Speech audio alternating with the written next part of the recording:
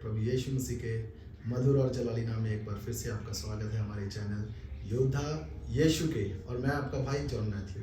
खुदा के प्रियो, वचन कहता है कि चाहे मैं घोर अंधकार से भरी हुई तराई में होकर चलूं तो भी हानि से ना डरूंगा, क्योंकि तू मेरे साथ है। तू हमेशा मेरे साथ रहता है। जब हमारा विश्वास होता है तो हमेशा हमारी नामधराई को दूर करता है, शर्मिंदगी को दूर करता है। ऐसी ही एक और गवाही लेके आपके सम्मुख आए हैं, जो कि सिस्टर सोनिया की है। उनके जीवन में खुदा ने ऐसा कार्य किया कि उनके जीवन की शर्मिंदगी को दूर किया, उनके सिर को था जो ऊंचा किया। खुदा ने अपने वचन में कहा, मैं तेरे को कभी पूंछ नहीं बनाऊंगा, सर बना के रखूंगा। उन्होंने बहुत ही दुर्दशा, उनकी बहुत दया नहीं थी, लेकिन उन्होंने जब खुदा का पल्ला पकड़ा, खुदा के पीछे चलना शुरू किया, तो खुदा ने उनको ऊंचे स्थान पे खड़ा किया। सो ऐसी ही एक और गवाही के साथ आपके साथ समक्ष आए हैं। सो हम स्वागत करते हैं पास्टर सोनिया जी का। सोनिया जी, आपका स्वागत है हमारे चैनल में। सभी को जय मसीह की। मेरा नाम पास्टर सोनिया ठाकुर है और मैं अन्य जातियों से हूँ और आज प्रभु की सेवा कर रही हूँ। और हमारे चर्च का नाम है लव ऑफ क्राइस्ट फेलोशिप और मैं अमृतसर में से हूँ और सेवा करती हूँ। सिस्टर सोनिया, आप मेरे को बताएं कि खुदा आपके जीवन में कैसे दाखिल हुए और खुदा के साथ आपका रिश्ता कैसे जुड़ा? जी ब्रदर, मेरी गवाही तो बहुत बड़ी है, पर मैं उसे आपको डिटेल में बताना चाहूँगी कि मैं बचपन की भी बताना चाहूँगी और आफ्टर मैरिज की भी बताना चाहूँगी कि मैं बचपन से ही कट्टरवादिता में हम रहे हैं। और मैं प्रॉपर अन्य जाति ठाकुर फैमिली से थी और मैं बहुत ज़्यादा अंधविश्वासी थी और मैं एस्ट्रोलॉजर से सलाह लिए बिना कभी कोई काम नहीं करती थी।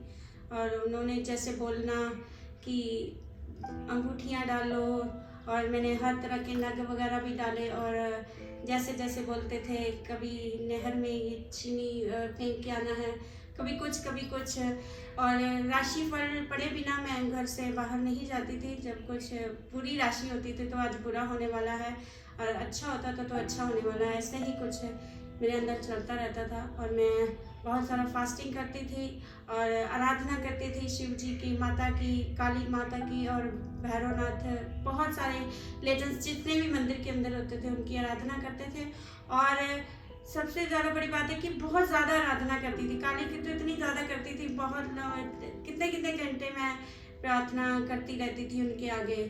और काफ़ी फिर मेरी मैरिज हो गई तो फिर भी मैं यही सब करती रही और समय से उठना, समय से आराधना करनी उनकी, भगवान की, समय से ज्योत वगैरह जगाना, बहुत सारा, फिर मंदिर में भी जाना और सब ये सब करते थे हम।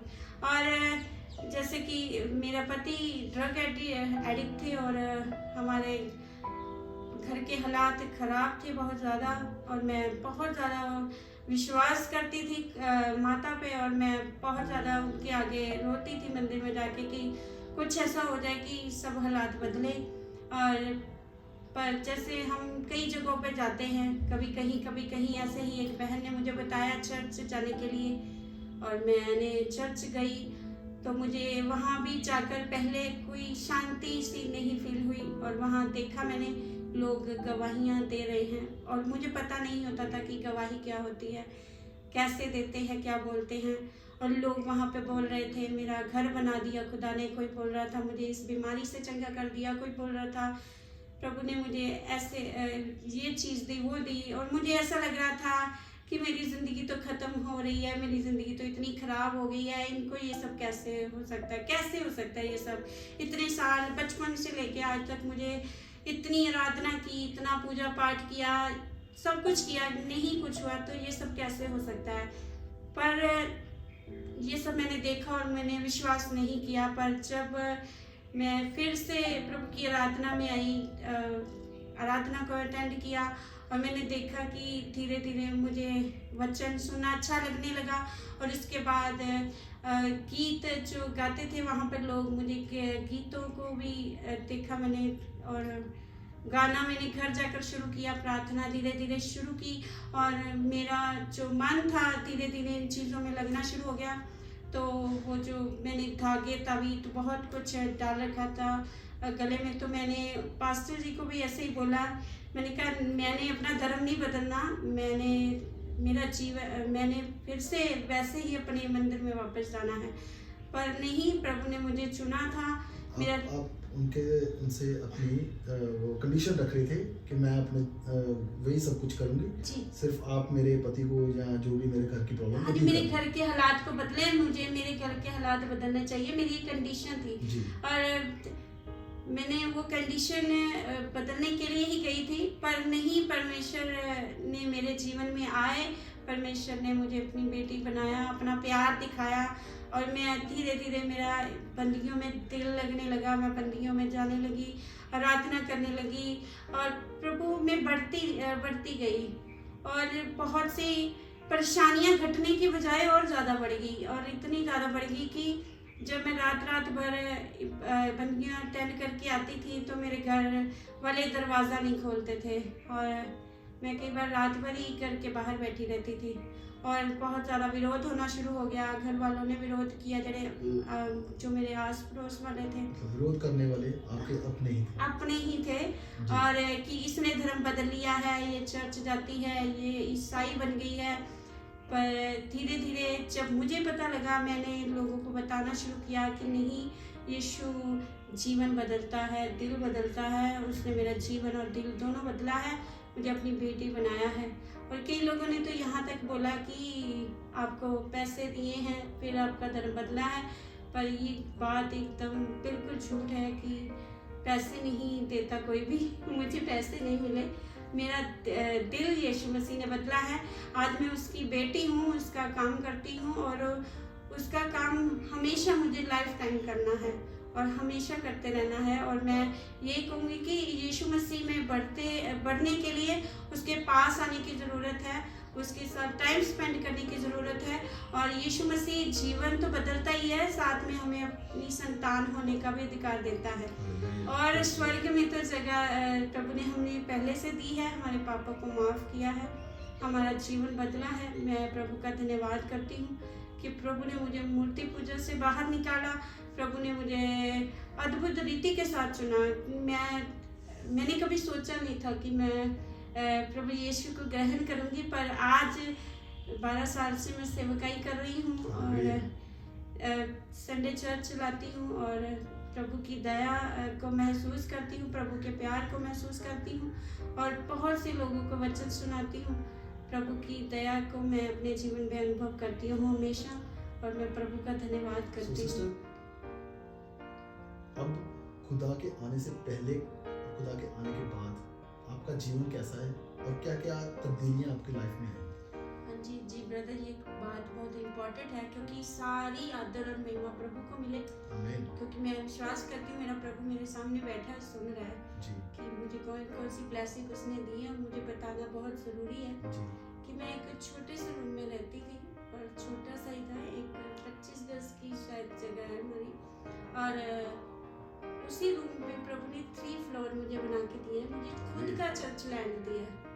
सबसे बड़ी बात है, मेरा जीवन बदला है, और मैं एक ही अगुए के साथ 11 साल से चल रही हूँ, और प्रभु बहुत ब्लेस्ड हैं वो, और मैं भी ब्लेस्ड हूँ।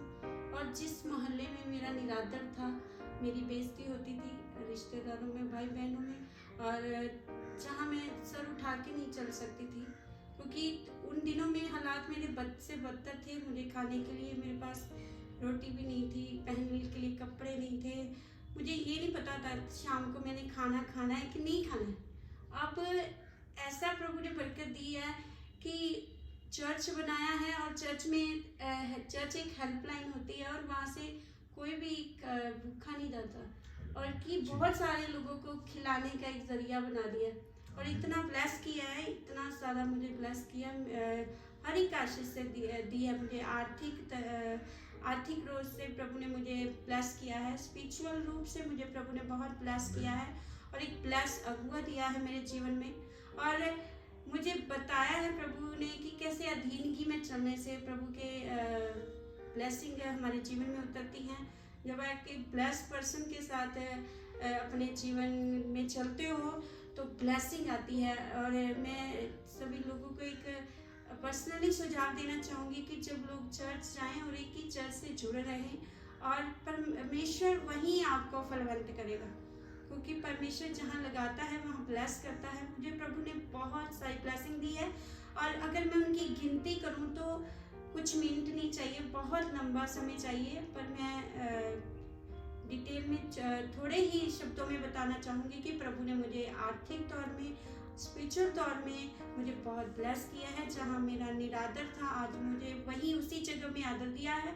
और जिस अमृतसर में जिस जगह पे मैं रहती थी, और मैं सबसे ज़्यादा शुक्रिया अदा करती हूँ परमेश्वर का कि मुझे मेरी गली में, मोहल्ले में, मेरे परिवार में, मेरे घराने में मुझे प्रभु ने सबसे पहले चुना है। मैं प्रभु का धन्यवाद करती हूँ और मैं विश्वास करती हूँ कि मैं सबसे पहले प्रभु ने मुझे चुन लिया।